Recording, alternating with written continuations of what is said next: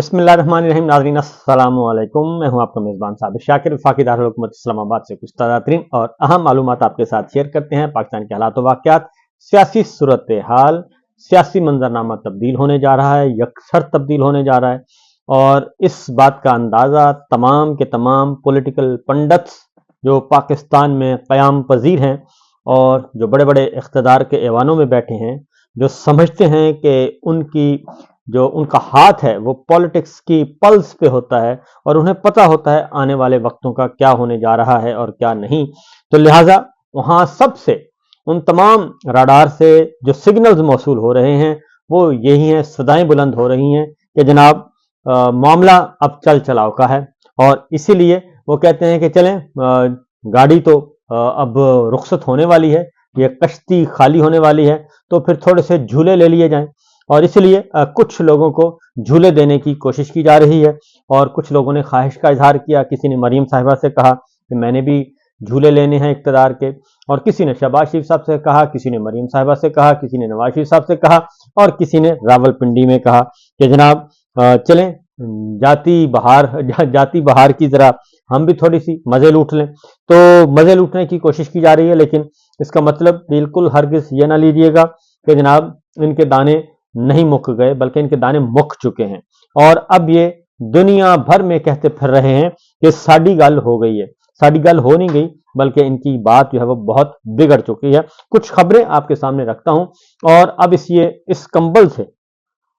से जान छुड़वाना चाह रहे हैं। और ख़ास तौर पे हमारी जो मिलिट्री इस्टेब्लिशमेंट है, मिलिट्री लीडरशिप जो है वो भी इसी में आफियत समझ रही है कि जल्दी जल्दी पतली गली से निकलें और बेहतर यही है कि ना अपना सर मजीद ना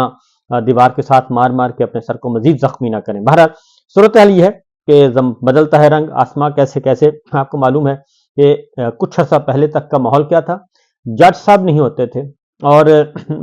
जमानतों की दरखास्तें आती थी, जज साहब गायब हो जाते थे।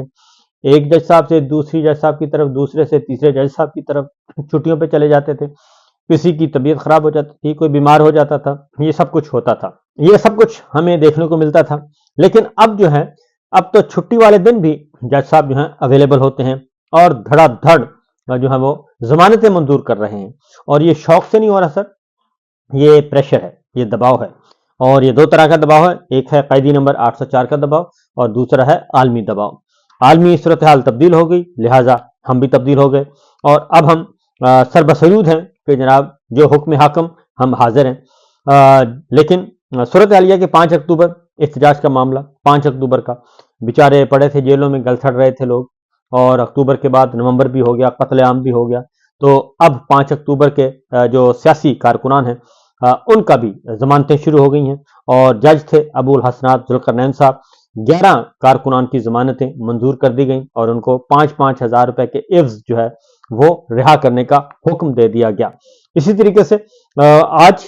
हफ्ते वाले दिन तकरीबन 40 और कारकुनान को रिहा किया गया है जी, और वो थे 26 नवंबर के लोग। और तकरीबन जी 40 लोग जो हैं उनको रिहा किया गया और उन्हें कहा गया कि जी आप जाएं आराम से, जेल से निकलें, अपने घरों में जाएं, मौजें करें। और उसके बाद एक और हुआ कि 26 नवंबर डी चौक एहतजाज का मामला, उमर अयूब साहब की अबूरी जमानत जो है वो उसमें 9 जनवरी तक तौसी कर दी गई। और अब बाबर अवान साहब वकील थे, तफ्तीशी अफसर के रुखसत होने पर ये सब कुछ किया गया, क्योंकि अब तफ्तीशी अफसर जाहिर है वो आएंगे, आके बताएंगे, कोई होगा तो बताएं, लिहाजा उनका भी मामला हो गया जी खत्म। और इस तरीके से अली अमीन गंडापुर साहब की वारंट गिरफ्तारी जारी हुए थे और उनको फर्द जुर्म आयद करके वारंट गिरफ्तारी जारी करके उन पर प्रेशर डाला जा रहा था। वो वारंट जो है वो वापस हो गए नाकाबिल जमानत और उनका भी सारी कार्रवाई रोक दी गई। और फिर अगला जो हुआ है जी वो भी आपके साथ शेयर कर लेते हैं, वो है आज का किस्सा। और आज 40 का मैं आपको बता चुका हूं और 9 मई GHQ हमला केस की समाअत थी और ये आज मुलतवी कर दी गई, 8 जनवरी तक मुलतवी कर दी गई है। और अदालत ने GHQ हमला केस की समाअत 6 जनवरी मुकर्रर की थी, लेकिन जज साहब जो हैं वो नहीं आए, रुखसत पर थे, लिहाजा 8 जनवरी को अब अडयाला जेल में होगी और इमरान खान साहब भी उसमें होंगे और बकिया भी होंगे। फर्द जुर्म आयद की गई है, वो भी डिले कर दी गई है। और इसके अलावा एक और खबर اور یہ میں اس لیے بتا رہا ہوں کہ یہ سائن آپ کو ہیں، وائبس آ رہی ہیں اور مل رہے ہیں، پیغامات جو وصول ہو رہے ہیں ان کی بات کر رہا ہوں۔ اب ایک اور خبر ہے جی، اور جو کہ جس سے آپ اندازہ کر سکیں گے کہ حالات و واقعات کس طرف لے جانے کی کوشش کی جا رہی ہے۔ جی ایچ کیو والے چلے گئے، پھر آ گیا جی القادر ٹرسٹ کا کیس ہے۔ ایک زمانہ تھا، بدلتا ہے رنگ آسماں کیسے کیسے، ایک زمانہ تھا کہ 24 گھنٹے کے اندر اندر اور جو ہے وہ صبح سے لے کر رات 12 بجے تک 2 بجے تک اڈیالہ جیل میں عدالت لگی، اور جج صاحب کا حکم نہیں تھا کہ آپ باہر جا سکتے ہیں، جج صاحب کا حکم تھا کہ آپ نے باہر نہیں جانا جب تک کہ عمران خان کو سزا نہیں سنائیں گے۔ جج صاحب کو حکم ہوتا تھا کہ آپ نے نہیں جانا جب تک کہ بشرا بی بی کو سزا نہیں سنائیں گے، اور یہ توشہ خانہ میں بھی ہوا، یہ آپ کا عدت کیس میں بھی ہوا، یہ باقی مقدمات میں بھی ہوا، یہ سائفر کیس میں بھی ہوا، اور اڈیالہ جیل میں بند کر دیا گیا تھا ججز کو، آپ جا نہیں سکتے۔ جج صاحب کہتے تھے کہ میں نے ریٹائرمنٹ لینی ہے، جج بشیر صاحب نے کہا مجھے ریٹائر کر دیں، میں نے ریٹائرمنٹ لینی ہے، میں نے یہاں نہیں رہنا، میں نے مزید نوکری نہیں کرنی۔ انہوں نے کہا خبردار آپ نے ایسی بات دوبارہ کی، پہلے یہ سزا سنا کے جائیں عمران خان کو، اس کے بعد آپ کو ہم جانے دیں گے۔ پہلے عمران خان کو سزا سنائیں، پہلے بشرا بی بی کو سزا سنائیں، پھر ہم آپ کو جانے دیں گے۔ تو یہ سب کچھ ہوا، اور احتساب عدالت کے ججوں کو، انسداد دہشت گردی کی عدالت کے ججوں کو تو آپ کو معلوم ہے اٹھا لیا جاتا تھا، اور پھر اسلام آباد ہائی کورٹ کے ججز کے ساتھ اب کیا ہو رہا ہے؟ اب ایسا کچھ نہیں ہو رہا۔ اب خود ہی بتا رہے ہیں، چیخ چیخ کر بتا رہے ہیں کہ ماضی میں بھی جتنے مقدمات تھے وہ سیاسی نوعیت کے تھے، سیاسی انتقام کے نتیجے میں تھے، ذاتی مفاد تھا، ذاتی انتقام تھا، اور اب بھی جو مقدمات ہیں یہ خود بتا رہے ہیں کہ یہ بھی ویسے ہی ہیں۔ القادر ٹرسٹ کا ججمنٹ ہے وہ ریزرو ہو گئی ہے، اور ریزرو ہونے کے بعد جج صاحب نے اناؤنس کیا کہ جناب اس کو ہم سنائیں گے فلاں تاریخ کو، تو پتہ چلا کہ جی فلاں تاریخ تک نہیں ہو سکتا، اور جج صاحب نے کہا کہ ابھی چھٹیاں ہیں، چھٹیوں کے بعد ہم دیکھیں گے۔ تو اس کے بعد دوبارہ سے کہا گیا کہ جی ایک اور تاریخ آ گئی کہ اب ہم سنائیں گے آپ کو 6 جنوری کو۔ اب کہا جا رہا ہے 6 جنوری کو بھی نہیں سنایا جا سکتا۔ میں آپ کو بتا دیتا ہوں کہ جج صاحب کو یہ کہا جا رہا ہے کہ یہ فیصلہ ہے، یہ آپ سنانا ہے، جج صاحب نہیں مان رہے، اور اس کو رکھا ہوا ہے جیسا ایک فیصلہ جج صاحب نے لکھ کے رکھا ہوا ہے، ایک رکھا ہوا ہے جی وزارت قانون سے آیا ہوا ہے۔ تو یہ 2 فیصلے ہیں، دونوں میں سے کسی ایک نے ایک کو سنانا ہے، لیکن اب اس کو رکھا ہوا ہے بارگیننگ چپ کے طور پہ کہ عمران خان صاحب کے ساتھ مذاکرات کامیاب ہو گئے، معاملہ طے پا گئے تو القادر ٹرسٹ میں ہم بری کر دیں گے باعزت، اور اگر معاملات طے نہیں پاتے، مذاکرات کامیاب نہیں ہوتے، تو پھر ہم سزا سنا دیں گے۔ اس دوران کوشش کی جا رہی ہے کہ اماراتی حکمرانوں سے بات چیت کی جائے، وہ ذرا تھوڑی سی سفارش کر دیں، اسرائیلی لابی کو متحرک کر دیں، اور وہاں سے کوئی پریزیڈنٹ ٹرمپ تک پہنچ جائے کوئی کہ جناب معاملات کو رفع دفع کریں، آپ پریشر نہ ڈالیں، آپ درمیان میں سے نکل جائیں، کیونکہ آپ کا حکم ہم آپ کو پتہ ٹال نہیں سکتے۔ اور ادھر سے سعودی عرب سے آ رہا ہے جی، ایم بی ایس کو ٹرائی کیا جا رہا ہے، ان کے چھوٹے بھائی کو ٹرائی کیا جا رہا ہے، ان کو اپروچ کیا جا رہا ہے، اور پھر فیک نیوز چلائی جاتی ہیں، وہاں سے بات نہیں بن رہی۔ تو جب ادھر سے ادھر سے بات نہیں بن رہی تو اب وہ القادر ٹرسٹ کیس ہے وہ لٹک رہا ہے، اور اب اس میں ایک اور مسئلہ بھی ہے القادر ٹرسٹ میں، یہ بھی آپ کو بتا دوں کہ یہ سمپل اتنی بات نہیں ہے۔ اب اس میں عمران خان صاحب جو ہیں، ایک پہلی بات تو ہے کہ وہ ایک یونیورسٹی، تعلیمی ادارہ، فلاحی مفت تعلیم کا، اور وہ بھی دینی تعلیم کا ادارہ، اور جہاں پہ مفت تعلیم دی جاتی ہے، ایک رفاہی کام ہے اور ویلفیئر کا کام ہے، تو اس پہ انہوں نے پھر یہ ہے کہ اس میں کوئی لین دین نہیں ہے، کوئی پیسوں کا لین دین نہیں ہے، عمران خان صاحب نے یا بشرا بی بی نے یا ان کے کسی فیملی ممبر نے کوئی فیور نہیں لی ہوئی، اور کوئی براہ راست تعلق نہیں ہے۔ پھر یہ ہے کہ وہ اس میں ہیں، یہ شریک ملزمان کے طور پہ ہیں، مین ملزمان ملک ریاض صاحب اور باقی ہیں، یہ شریک ملزمان ہیں جو کو اکیوزڈ جس کو کہتے ہیں۔ اچھا، کو اکیوزڈ کا کیس چلایا جا رہا ہے، مین ابھی تک باہر ہیں۔ اور پھر اگلی بات یہ ہے کہ القادر ٹرسٹ اگر پیچھے جائے گا تو کیس پہنچے گا جناب جاتی عمرہ تک، جاتی عمرہ کے وارثوں تک پہنچے گا، کیونکہ وہی رقم ہے، بیسیکلی رقم تو وہی ہے، ایک پراپرٹی جو کہ ڈبل قیمت پہ خریدی گئی، 5 ارب کے بجائے 10 ارب اور 10 ارب کے بجائے 20 ارب روپے، وہ برطانیہ نے ٹریس کر لی، اور وہ ٹریس کر لی تو اس کے بعد وہ سیٹلمنٹ کرنا پڑی اور وہاں پہ ایڈمیشن ہوا، تو لہٰذا یہ کیس وہاں تک جائے گا، اور وہاں تک جانا نہیں چاہیے۔ مسئلہ ہے کہ اگر القادر ٹرسٹ کا فیصلہ سناتے ہیں تو اس کے بعد کوئی جیل میں رکھنے کی کوئی گنجائش نہیں ہے، تو اب کریں تو کریں کیا؟ تو یہ ساری مصیبتیں پڑی ہوئی ہیں۔ اور پھر ایک اور خبر ہے، اور وہ ہے جناب کہ کابینہ میں توسیع۔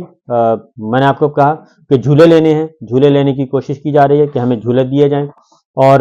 اس میں حنیف عباسی صاحب لینا چاہتے ہیں، طارق فضل چودھری ہیں، پیر عمران شاہ صاحب ہیں، ڈاکٹر توقیر شاہ ہیں، سردار یوسف ہیں، شیخ آفتاب ہیں، سعد وسیم ہیں، طلال چودھری ہیں، یہ سب کے سب کہتے ہیں کہ ہمیں کابینہ وزارت کے جھولے چاہیے۔ تو لہٰذا انہوں نے کہا جی چلیں آپ کو تھوڑے بہت جھولے آپ کو بھی دے دیتے ہیں۔ تو ان کو کہا کہ ہم آپ کو حلف دینے کے لیے تیار ہیں، تو ذرا تیار رہیں حلف اٹھانے کے لیے۔ اسی طریقے سے اب ان کو جو سمجھ آ رہی ہے، ہائی کورٹس عدلیہ میں نون لیگ کے جج بھرتی کرنے ہیں۔ پیپلز پارٹی کہتی ہے ہمارے کریں، نون لیگ کہتی ہے ہمارے کریں،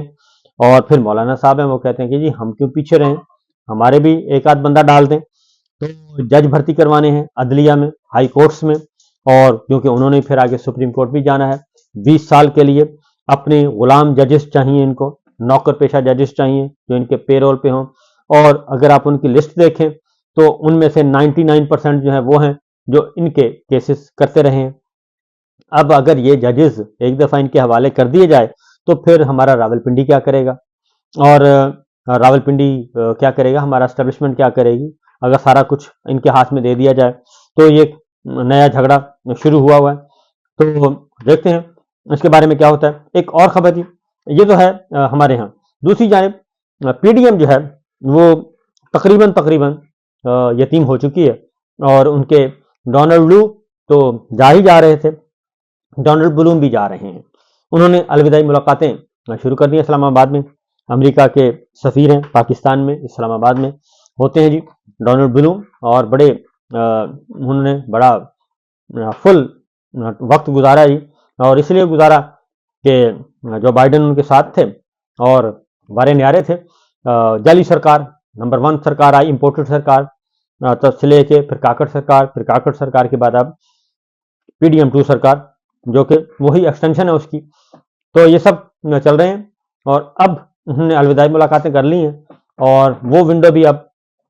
ونڈو آف اپرچونٹی اور ونڈو آف عیاشی وہ بھی بند ہو گیا۔ اب پریزیڈنٹ ٹرمپ آ رہے ہیں اور وہ اپنا امبیسڈر لے کے آئیں گے، ظاہر ہے ان کے نامنی آئیں گے، اور انہوں نے اب تک 3 اپوائنٹمنٹس جو ہوئی ہیں، 3-4 اپوائنٹمنٹس ایسی ہوئی ہیں رچرڈ گرینل سے لے کے مورگن تک، کہ وہ سب کے سب عمران خان صاحب کے حامی ہیں، اور پاکستان میں بنیادی انسانی حقوق جو پامال ہوئے، اور فراڈ الیکشن کرایا گیا، اور پھر فراڈ نتیجے جاری کیے گئے، اس ساری صورتحال کو وہ بخوبی جانتے ہیں۔ اور جو نئے اسٹیٹ ڈپارٹمنٹ کے، امریکی حکومت کے، یعنی کہ پریزیڈنٹ ٹرمپ حکومت کے جو نئے ترجمان مقرر کیے گئے ہیں، وہ ایک جرنلسٹ ہیں، اور وہ جرنلسٹ بھی فروری 24 کے جعلی الیکشن کے بارے میں بہت کچھ لکھ چکے ہیں، بہت کچھ جانتے ہیں۔ لہذا پریزیڈنٹ ٹرمپ کی جو ٹیم میں ایسے بہت سارے لوگ شامل ہو رہے ہیں، ہو چکے ہیں، اناؤنس ہو چکے ہیں، نامزد ہو چکے ہیں، 20 جنوری کو وہ اس ٹیم کا حصہ ہوں گے، جو کہ عمران خان کے حامی ہیں، عمران خان صاحب کے لیے نرم گوشہ رکھتے ہیں، ان کی پالیٹکس کی تعریف کرتے ہیں، ان کے کردار کی تعریف کرتے ہیں، اور انہیں مین آف پرنسپل کہتے ہیں، اور یہ سب کچھ کہتے ہیں، ان کو ایک سچ بولنے والا لیڈر کہتے ہیں۔ تو یہ ساری چیزیں موجود ہیں۔ پھر پریزیڈنٹ آپ ذاتی طور پہ عمران خان صاحب کو جانتے ہیں، وہ ایک الگ بخار ہے جو چڑھا ہوا ہے اس وقت پاکستان کے پاور کوریڈورز میں، اور مختلف خبریں چلائی جا رہی ہیں، لیکن دنیا ان کی موطرف ہے، اور جو 50 جو ہے ممتاز شخصیات، بااثر شخصیات جو پازیٹیولی ان میں عمران خان صاحب جو ہے وہ ٹاپ 25 میں شامل ہیں، اور ان کا نام ٹاپ 24 نمبر پہ موجود ہے جی، اور یہ واحد غیر سرکاری حکمران ہیں جی، قیدی ہیں، بلکہ یہ واحد دنیا کے قیدی ہیں، قیدی نمبر 804 ہیں، جیل میں ہیں، مقید ہیں، اور ریاستی جبر کا، حکومتی جبر کا، اسٹیبلشمنٹ کے جبر کا شکار ہیں، اور جھوٹے مقدمات بھگت رہے ہیں، لیکن دنیا ان کی موطرف ہے، اور دنیا جو ہے اقوام عالم جو ہے وہ ان کو کہہ رہی ہے کہ یہ 50 معتبر، معزز اور قابل اعتماد اہم ترین شخصیات میں ان کا شمار ہوتا ہے عمران خان صاحب کا۔ جہاں پہ محمد بن سلمان کا ذکر ہے، کنگ سلمان کا ذکر ہے، جہاں پہ بڑے بڑے بادشاہوں کا ذکر ہے، بڑے بڑے حکمرانوں کا ذکر ہے، وہاں پہ عمران خان کا نام بھی ہے۔ تو پاکستان سے ایک ہی نام گیا ہے، 25 کروڑ کی آبادی ہے اور یہاں سے کسی اور کا انتخاب نہیں کیا گیا۔ اس سے آپ اندازہ کر سکتے ہیں کہ دنیا کس نظر سے دیکھتی ہے۔ دنیا آپ کی آنکھوں سے، آپ کی نظر سے نہیں دیکھتی۔ دنیا حقیقت کی دنیا ہے اور وہ دیکھتی ہے، میرٹس پہ دیکھتی ہے اور وہ شخصیات کو دیکھتی ہے۔ اس سے کوئی فرق نہیں پڑتا آپ کسی کو اٹھا کر غدار بنا دیں، دھوکے باز بنا دیں، باغی بنا دیں، دہشت گرد بنا دیں، اس پہ مذہبی منافرت کے مقدمات دائر کریں، اس سے کوئی فرق نہیں پڑتا۔ اور اصل یہ ہے کہ اقوام عالم کیا کہتی ہے، ترقی یافتہ اقوام کیا کہتی ہیں۔ اصل مسئلہ یہ پاکستان کے عوام کیا کہتے ہیں، پھر اگلی بات یہ ہے۔ تو نہ پاکستان کے عوام آپ کے ساتھ ہیں اور نہ ہی دنیا کے خاص آپ کے ساتھ ہیں۔ تو جب یہ عام و خاص آپ کے ساتھ نہیں ہے تو پھر آپ اپنے بیانیے کو بدلنے کی کوشش کریں تو زیادہ بہتر ہوگا۔ فی الوقت اتنا ہی، اجازت دیجیے، اللہ حافظ۔